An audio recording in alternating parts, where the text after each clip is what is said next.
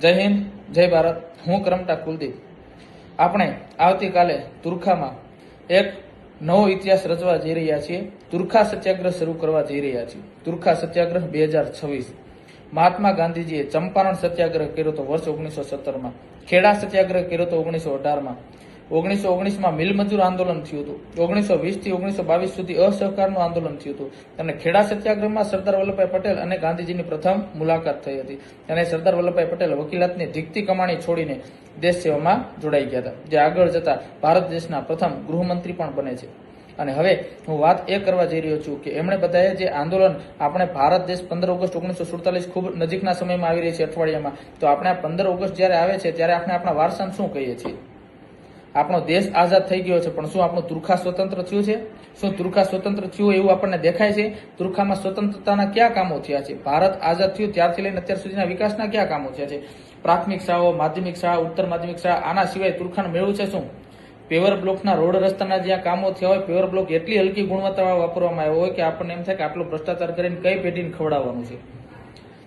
કોઈ આપણા ઘર પાસે કોઈ ગટર છે, ગટરનું પાણી એટલું બધું વાસ મારતું હોય, એ ગટરો ઉભરાતી હોય, એના 6 મહિના થઈ ગયા હોય, એની વારંવાર રજૂઆતો કરવા માટે કોઈ એનું નિરાકરણ ન આવે. જવાબદારી કોની છે?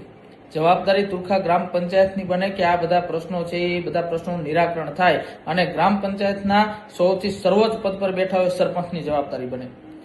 સરપંચના ઘરમાં, આ ઘરની અંદર આ બધું પાણી જો ઠાલવવામાં આવે તો સરપંચના પત્નીને, સરપંચના દીકરાને, સરપંચના દીકરાની બાયુને, તો એ બધાને ખબર પડે કે ખરેખર આ પાણી જેના જેના ઘર પાસે ભરાતું હોય છે એ બધા કેટલું સહન કરે છે. તમારા ઘરમાં એ બધું પાણી નાખો ને, તમારા એ મળમૂત્ર વાળું કે જે બધું ગંદુ પાણી હોય એ બધું ગંદુ પાણી તમારા ફળિયામાં નાખો એટલે તમને ખબર પડે કેટલી વેહો થાય છે. જે સહન કરે છે એને સહન કરાવવાનું એમ. અને આના માટે સરપંચ બનાવ્યા હોય, આના માટે આપણને સારા પદ આપ્યા હોય. આપણે તુરખાના ઇતિહાસમાં એક સોનેરી પાનું કાલથી લખવા જઈ રહ્યા છીએ કે તુરખા ગામમાં અત્યાર સુધીમાં છેલ્લા 4.5 વર્ષોમાં તુરખા ગ્રામ પંચાયતમાં જેટલી ગ્રાન્ટો મળી હોય, જેટલા કાર્યો થયા હોય, જેટલા કાર્યોમાં ગેરરીતિ થઈ હોય, જેટલા પણ ભ્રષ્ટાચારો થયા હોય, દરેકની સામે જ્યાં સુધી એનું નિરાકરણ ન થાય, જ્યાં સુધી ભ્રષ્ટાચારમાં જેટલા સંડોવાયેલા છે દરેક વ્યક્તિને સસ્પેન્ડ કરવામાં ન આવે, એની વિરુદ્ધ કાયદેસરની કાર્યવાહી ન થાય અને આઈપીસી, સીઆરપીસીના ધારાઓ લાગુ ન થાય, ત્યાં સુધી આંદોલન બંધ કરવાનું નથી. અને આ આંદોલન એના માટે ચલાવવાનું છે કે ભવિષ્યમાં જ્યારે કોઈ પણ વ્યક્તિ સરપંચના પદ પર બેસે તો એ ગામને ગોકુળિયું ગામ બનાવવાના ઈરાદેથી જ આવે. કોઈ ગામનો સરપંચ બનવાનો ઈરાદો હોય અને એ ગામને લૂંટવાના ઈરાદેથી એવું ન માને કે હું સરપંચ બની જાઉં પછી આમ કરી લઈશ, આમ કરી લઈશ, આમ નાણું કમાઈ લઈશ. પદ મળે એ પદની ગરિમા છે, ગરિમાનું એક આપણની અંદર સમાન હોવું જોઈએ, સ્વાભિમાન હોવું જોઈએ. ગામને લૂંટીને ગામ પાસેથી આ જે ગ્રાન્ટો મળે છે એ ગ્રાન્ટો કોઈ એક વ્યક્તિ નથી મળતી, તુરખા ગામને મળે છે. તુરખા ગામની ગ્રાન્ટો આપણે ખાઈ જઈએ અને એના થકી શું આપણે પ્રાઉડ ફીલ કરીએ? હું તુરખાના દરેક માવતરોને, દરેક વડીલોને, દરેક સમાજના સામાજિક આગેવાનોને, ભારત દેશ 42માં સુધારા 1976 થી બિન સાંપ્રદાયિક દેશ છે, દરેક ધર્મના લોકોને સ્વતંત્રતા મળે છે આપણે પોતપોતાના ધર્મનો પ્રચાર કરવાની.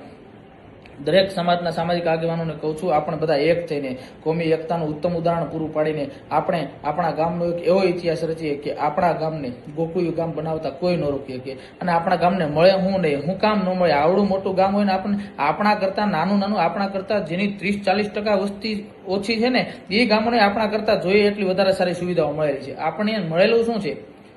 ખાલી મોટી મોટી વાતો, ખાલી જ્યારે ચૂંટણીઓ આવે ત્યારે મોટી મોટી બડાઈઓ કરવાની, આમ કરવું છે ને તેમ કરવું છે ને આમ થશે ને તેમ થશે ને એવું બધું કામ કરવાનું હોય. તો અત્યારે છેલ્લા 6 મહિનાથી જ્યાં ગટરો ઉભરાય છે એ ગટરોના પાણીના પ્રશ્નોનું નિરાકરણ થયું તો શું એ બધાને સહન કરવાનું?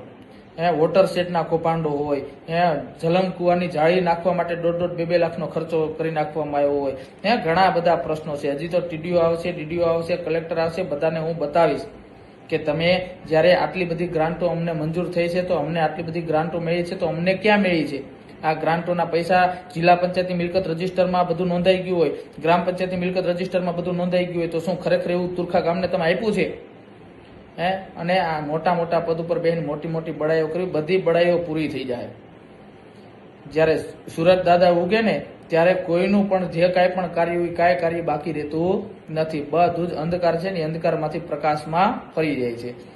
સૂર્યોદય થઈ રહ્યો છે, બધું એના સમય આવી જશે અને ગયા વખતે એક નાનો એવો પાણીનો પ્રશ્ન હતો. પાણીનો પ્રશ્ન આમ બહુ મોટો છે, પણ પાણીના પ્રશ્ન માટે આપણે રજૂઆત કરવા જઈએ ગ્રામ પંચાયતે, આ તો હાવ નાની રજૂઆત કહેવાય. રજૂઆત કરવા જ ન જવાનું હોય. જો સરપંચમાં નૂર હોય તો પાણીની રજૂઆત કરવા કોઈ હુકમ આવવું પડે, એમને આપણે નિરાકરણ કરી દઈએ. પણ રજૂઆત કરવા માટે આપણે જયારે ગયા ત્યાં તો 22 પોલીસ અધિકારીઓને આપણે ત્યાં જોઈએ છીએ. ઓહો, રજૂઆત ગ્રામ પંચાયતે આપણે કરવા જઈને 22 પોલીસ અધિકારીઓ ત્યાં બેઠા હોય. આપણને જાણી નથી રાખતા 22 પોલીસ અધિકારીનું અત્યારે શું કામ હતું, પણ બેઠા હોય, જરૂર લાગતી હોય. એક આટલું જો કલેજું આપણું ન હોય, આટલી આપણે જીગર ન હોય તો હું મોટા મોટા પદ ઉપર બેહવાનું હોય. 22 ને 44 પોલીસ બેઠા હોય તો એ પોલીસ કાયદાનું રક્ષણ કરવા માટે છે. પોલીસની મૂળભૂત ફરજો જે છે કાયદાનું રક્ષણ કરવું. આ જે આપણે જે માર્ગ પકડો છે, માર્ગ છે ગાંધી ચિંધ્યા માર્ગનો, અહિંસાના માર્ગનો. નહીતર રસ્તાઓ તો એની સિવાયના ઘણા બધા છે. લોકશાહી પૂરી થાય તો રાજાશાહીમાં રસ્તાઓ હતા જ, યુદ્ધ એ જ કલ્યાણ. અત્યારે ભારતનું જે સંવિધાન ચાલે છે, બાબા સાહેબ આંબેડકરના માર્ગ પર ચાલીને આ મુહિમ ચલાવી રહ્યા છીએ. નહીતર ક્રાંતિના માર્ગે ચાલતા આવડે છે. જેના હાથમાં પેન હોય ને એના હાથમાં શસ્ત્ર હોય. આપણને આપણા સંતો ઋષિ મુનિઓએ બધું શીખવું છે કે શસ્ત્ર અસ્ત્ર બધી વિદ્યાઓ, મલ્લ વિદ્યા જ્યારે આપણે વૈદિક યુગમાં શિક્ષણ મેળવવા જતા ત્યારે મલ્લ વિદ્યા, શસ્ત્ર વિદ્યા બધું શીખવામાં આવતું હતું. હું તો અત્યારે હાલમાં જ્યારે ભણાવું છું, સરકારી નોકરીની તૈયારી કરાવીએ છીએ, ત્યારે જે બાળકો ભણવા માટે આવ્યા હોય, બાળકો ઘણા બધા મેચ્યોર હોય છે. 18, 20, 22 વર્ષના અને એનાથી મોટી ઉંમરના હોય છે. ઘણા તો મારથી મોટા હોય છે, એક્સ આર્મી મેન હોય છે. અહીંયા અમે બધી જ સુવિધાઓ સાથે રાખેલી છે. ક્યારેક ક્યારેક માની લો કે કોઈ બાળક છે એ જરૂરથી વધારે ટેલેન્ટ બતાવનારું હોય તો પછી આ સોટી વાગે સમસમ છે, અને સોટી જ્યારે સમસમ વાગે ને ત્યારે વિદ્યાએ ધમધમ આવે છે.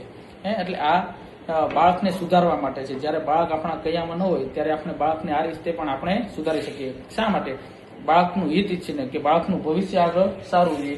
તો એવી જ રીતે તુરખા ગામના હિતને ધ્યાનમાં રાખીને આપણે જે કાંઈ પણ નિર્ણયો લેવાના થશે એ સમયને આધારે લેશું. જય હિન્દ, જય ભારત.